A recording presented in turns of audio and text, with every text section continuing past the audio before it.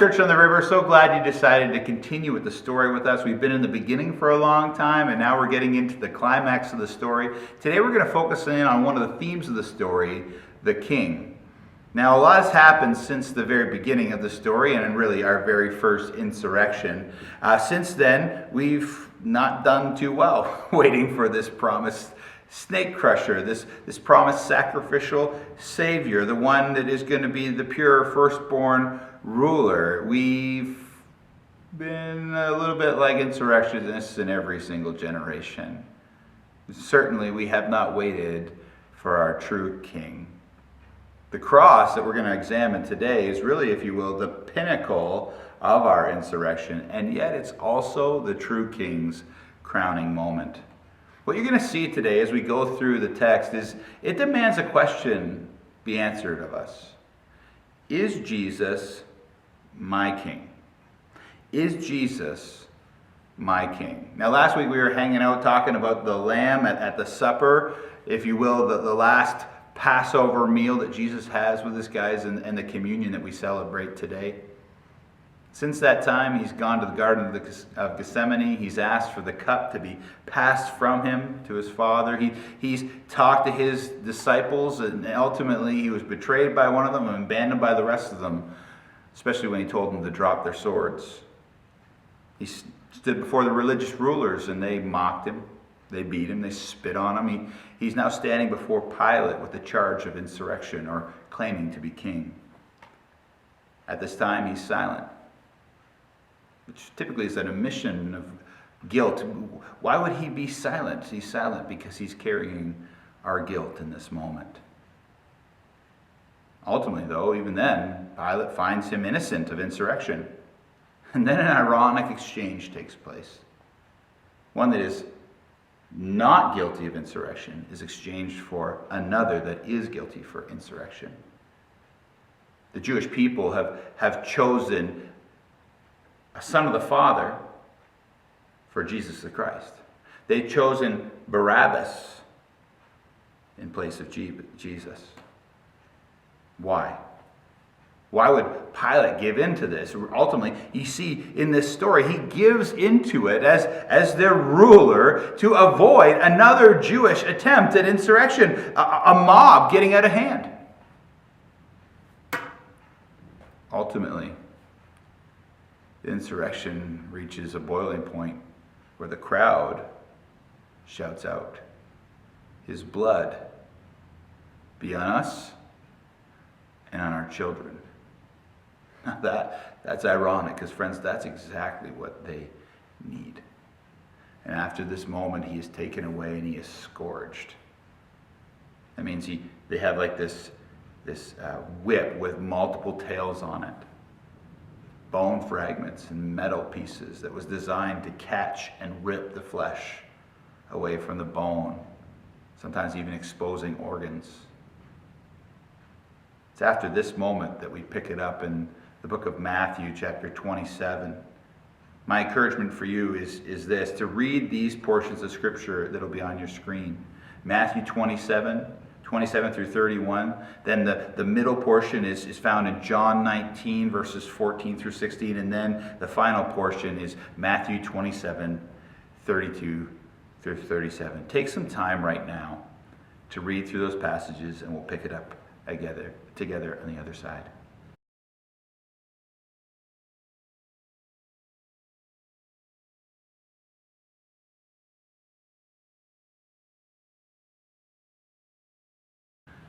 Now, what I want you to see as you read this passage, and as we are going to go through it together, I want you to see that all throughout this accusing, this condemning, this beating, this mocking, ultimately this torture, there is a beautiful weaving of irony. The author has some ultimate reversals to display. You see, this moment of defeat is actually a moment of victory. This moment where Jesus just looks weak, he's actually at his strongest. This moment when he's low is when he's actually exalted forever. It's at the apex of our wickedness that his righteousness becomes our own. See, when Christ is drinking this cup of suffering, of wrath, In the other hand, he's offering us a cup of grace, a cup of joy. See, friends, this is both the worst moment in human history and the best. This is the moment where God's wrath and God's grace collide and find their answer. It's the cross. Simply put, Jesus' death in my place is also an ironic and iconic moment, a crowning moment. And we get to expose just a sliver of it today. There's so much more that we can get to today. But so let's dig in. Let's see this hinge point of history, this hinge point of his story and our own. The first ironic situation that takes place is in Matthew 27, verse 27 through 31. There's an ironic coronation taking place, a full-on ceremony, a crowning moment. It takes place in what you see here, the Praetorium, or the governor's headquarters. This is Herod's old palace, okay? This is a regal place. This is the place where a guy that the Romans had dubbed King of the Jews used to live. And ultimately, it's the perfect place for this King of the Jew to be crowned. Next, you see there's a battalion of soldiers involved in this situation. That's around 600 soldiers. Likely some of the more important soldiers are here for this ceremony and ultimately for his procession to the cross in verse 31. You see that he is robed with a scarlet robe. In Mark and in John, they call it a purple robe. Certainly, that was the intent of the robe. Maybe the closest they had to purple was a Roman soldier's robe. And so they put it on Jesus, an opportunity to mock him. Now, if you're stuck on the idea that one gospel would say red, one would say purple, you need to understand that back in the day they weren't so specific about colors. In fact, even the Roman robe that we're referring to is sometimes, most of the time, referred to as scarlet red, whereas other times it can be referred to as purple. Now, what you need to understand here is that both of those colors that are mentioned in the Gospels carry significant weight. In Isaiah 1:18, it's the color of our sin, scarlet. And in the cultural sense, purple was the color of royalty, in this case, for our king. So you might be one that wants to choose one or the other. Either it's he's clothed in our sin or he's clothed as a king. I'd suggest the apostles taught both. In this moment, he's also crowned. He's crowned with thorns, an ironic or mocking imitation of Caesar's own wreath crown. But what we know from the Bible in Genesis 3:18, that the thorns here are a symbol of the curse of man. He is crowned with our curse. It's also clear imagery that goes right back to Genesis 22, the moment where the ram is provided in Isaac's place. The ram is provided, a substitute for Abraham's miraculous offspring. That's you and me. And that ram is caught in the thorns by its horns. Truly, Genesis 2:14 has proven true here. On the mount of the Lord it will be provided. Jesus is then given a reed as like a faux scepter, the sign of the king's authority here, something that Caesar had on the currency of the time, which, of course, they would later seize and beat Jesus with, striking him with this reed repeatedly. Now, friends, this is a horrible act. This is what you do if you're an insurrectionist. Indeed, it's what we all stand guilty of, having used our borrowed power and our borrowed position to insult and to rebel against him throughout our own history. What's worse here is they do all of this mockingly, thinking it's funny. One day, friends, these tables will turn. Revelation 19, verse 15, and Psalm 2, 1 through 6. We know this. While Jesus looks weak here, he won't be on the last day. We must not be fooled that this man that is being paraded around and mocked repeatedly is weak. He will one day rule with a rod of iron. He will terrify in fury, and he will even laugh. Kneeling before this dressed up and mocked man, they say this, "Hail, King of the Jews." Now, King of the Jews may have been Herod's old name, and the Roman soldiers would be aware of that. They'd probably also be aware that that's also the title of the Messiah for the Jew. No doubt this isn't lost on these oppressors, but one day, friends, every knee will bow,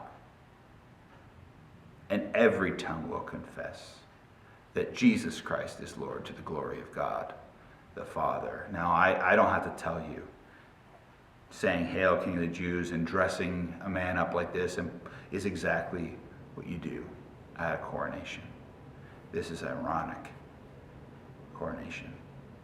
Next irony that comes along here is this idea of authority, or the location of authority. We see it all throughout John 19, 4 through 16. John is outlining a missing section in Matthew's portion that I would refer to as the battle of the rulers, where in verses 4 through 7, the religious rulers are condemning Jesus again. And 10 through 11, the government ruler, Pilate, he is claiming to Jesus, "Hey, I can set you free here. I have the authority to set you free." But to which Jesus responds in a telling way, "You would have no authority over me at all unless it had been given to you from above." Make no mistake here, friends. The sovereign in this story is Jesus the Christ. He is the one in charge all along. God is the one in charge. Not the rest of these insurrectionists, not the crowd, not the rulers, not Pilate, not the Roman soldiers. They're not in charge at this moment. God himself is 100% in charge and in control of this crucifixion. It was his will to crush him, Isaiah 53. It has always been his plan for the snake crusher to take a fatal blow. It was his plan to make this sacrifice that we might have a sufficient covering. It's been his plan since before time, friends. Every single detail you're going to see that surrounds the cross displays that there is one. There is a one who is in charge and who is scripting it all. It's all a part of his story. He's calling the shots of the execution. He's calling the shots, ultimately, of our salvation. Verses 12 through 16, Pilate then takes Jesus, listen, to the judgment seat, again, fulfilling Isaiah 53, and says, "Behold, your king," to which the Jewish rulers again reply, "Crucify him." Now, you got to think about it. They see this man who's been beaten beyond recognition. He's obviously been grotesquely mocked. He's received a crazy punishment at this point, but that was not sufficient for them. No. They want him to die on a cross. Keep in mind what they're condemning him to. They're condemning him to the worst known and most humiliating torture that they knew. It was the punishment for the worst of Rome's criminals, insurrectionists. It was saved for the ones that they wanted to make a spectacle of. That was what they wanted with him. And they're so committed to this that they would even, as Jews, say, "We have no king but Caesar." Now, for a Jew in that time, that's an extreme level of contempt and compromise they're willing to get to in order to see Jesus hung on a cross. It's an extreme level of insurrection amongst those who are God's chosen people. Friend, if you can put yourself there, Jesus is standing by the judgment seat with crown, with scepter, with royal colors. Friends, at the end of all days, Jesus will be crowned again.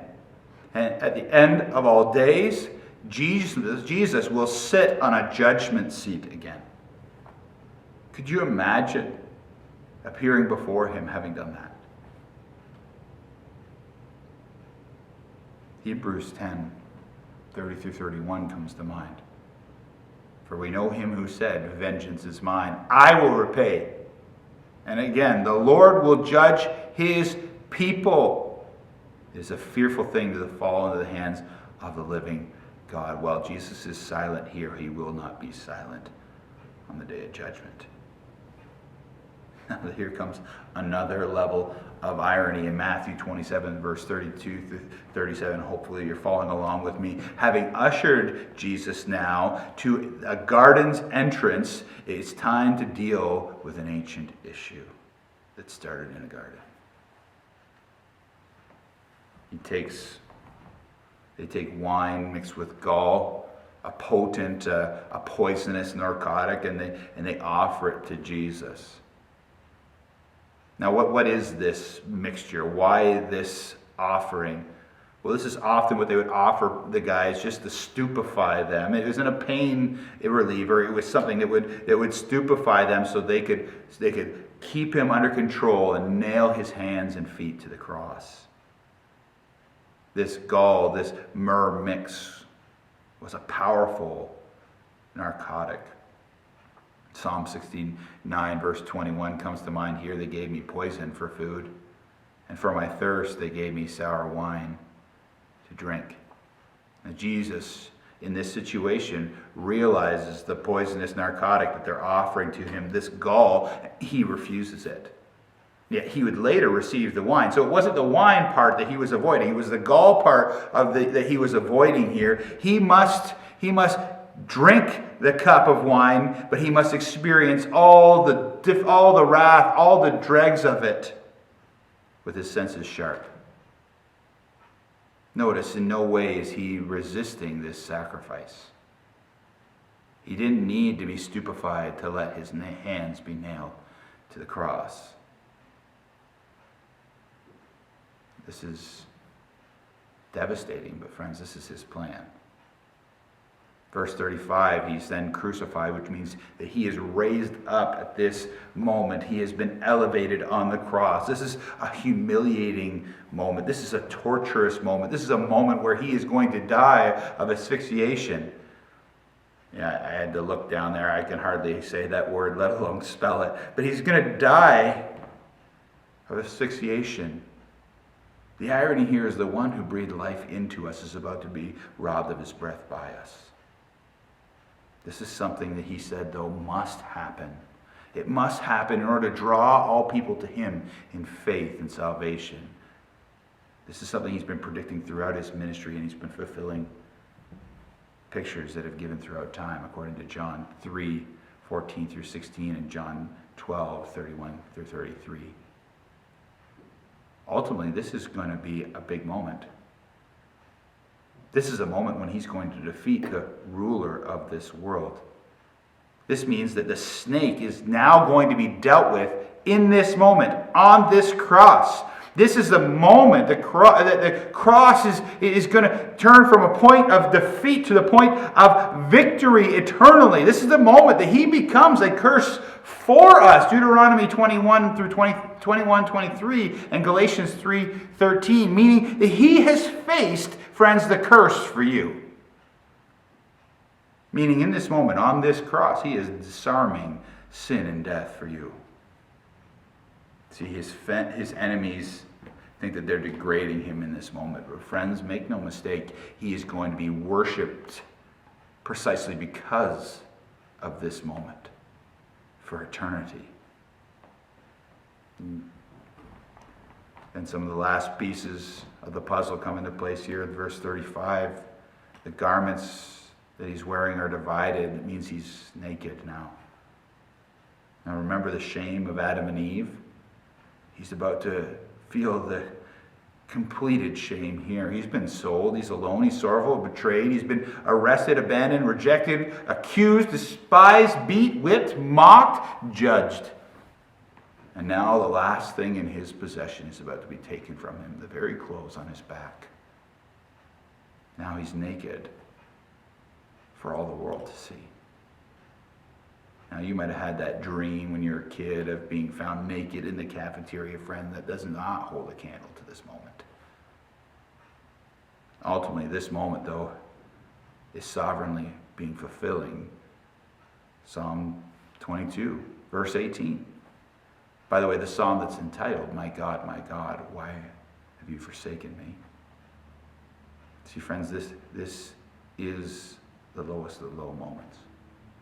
And yet, as he's raised up, there is a sign, a declaration above his head in verse 37. Yes, on one hand, it's his criminal charge, his charge of insurrection. On the other hand, it's his title as Messiah, King of the Jews. John goes on to explain this is written in all relevant languages to the people that would be passing by, the many people to be passing by this particular road on this Passover day. Now, when the religious rulers saw this, they weren't too pleased. They wanted, hey, no, he claimed to be King of the Jews, but what did Pilate say? I've spoken. And that declaration remained above his head. And it's the declaration that people have been saying since that day. Make no mistake, friend. This is the title the Sovereign One has chosen since before time began. Jesus, the King of the Jews. Friends, that element of King of the Jews here also brings with it this eternal tragedy happening in this moment too. You see, these Jews that he was the rightful king of, they knew the Bible inside out and backwards. They'd memorized large portions of it. And indeed here they are missing their true king. Their promised king, the one they've been waiting for, is passing them by in this moment. Why? Because they wanted temporary relief. They wanted a change to their temporary circumstances. They wanted a temporary kingdom. But Jesus came to deal with their eternal enemy and to establish an eternal kingdom. And so they missed Jesus. And friends, people today are missing Jesus for the very same reasons. They want the temporary circumstances to change. They want their temporary kingdom now, when Jesus has come offering an eternal one. We must not be fooled, friends. This is taking place in the church of God today all over North America. People are missing him too. Frankly, we've adopted an earthly treasuring, accepting, palatable, computable, comfortable, entertaining, me-centered version of Jesus, the King of Kings and Lord of Lords. Frankly, sometimes the way we describe Jesus isn't too far from the Jesus they were looking for back in the day. Friends, as a pastor in the Church of God, the tragedy that I see as I look around at Easter is many are celebrating Easter every year. They come back every year, but they have no idea who Jesus is, and they have not made him the king of their life. That brings with it a question. Do you identify with the cross? Is it your hinge point? Do you follow the king carrying your own? That's what he asked of us. Friends, the cross is the dividing line. It's not just a hinge point of history. It ought to be the hinge point of your story. Ultimately, it will prove to be the hinge point of every story, making it either a tragedy or comedy, making it either a devastating end or a glorious one. You see, the insurrectionists that died on either side of Jesus in Luke 23 ask of you, who? Who is your king? One insurrectionist in pride and accusation in the heart of insurrection is lost. One insurrectionist in humble admission and submission, saved by the king. And he's given a promise, today you will be with me. The question for us then is this: which one will you be? Isaiah 57:15 says this: God is high and lifted up, just as he was on the cross. He lives forever, just as Jesus was raised into a forever body. His name is holy, just as Jesus has received the name that is above every other name. He says, I live in a high and holy place, but I also live with people who are humble and sorry for their sins. I will give new life to those who are humble in spirit. Do you want that new life? I will give new life to those who are sorry for their sins. And now some concluding moments of what's happening here in this crowning and glorifying moment on the cross. See, after the drinking the cup of sour wine, ironically again from a hyssop branch, the same thing that spread the blood over the doorposts at the very first Passover in Exodus 12, after drinking from this sour cup, he says this, it is finished. It is finished. The final cup of suffering and wrath has been dealt with, and now the cup of redemption and joy has been purchased and secured for those who would believe. And yet, if all this wasn't sovereign enough, Jesus goes on to be the one that yields up his own life. And even after his death, his bones are not broken. He's rather speared in the side, just as was predicted of him, just as was pictured of him as the Passover lamb. Exodus 12, Numbers 9, Isaiah 53, Zechariah 12 are all still taking place even after he breathes his last. Truly, friends, he is the sovereign one throughout this story. The pen is in his hands. He is the author, even in his own death. What a sovereign king. What a victorious king. What a sacrificially loving king. Jesus, when talking about this moment, says in John 10, verse 17 through 18, for this reason the Father loves me, because I lay down my life, that I might take it up again. No one takes it from me, but I lay it down on my own accord. I have authority to lay it down, and I have authority to take it up again. This charge I have received from my Father. A simple summary for everything that you've heard today. Jesus is the King. Jesus is the King. The question is, who runs your show? Is Jesus the King of you? Is Jesus your King?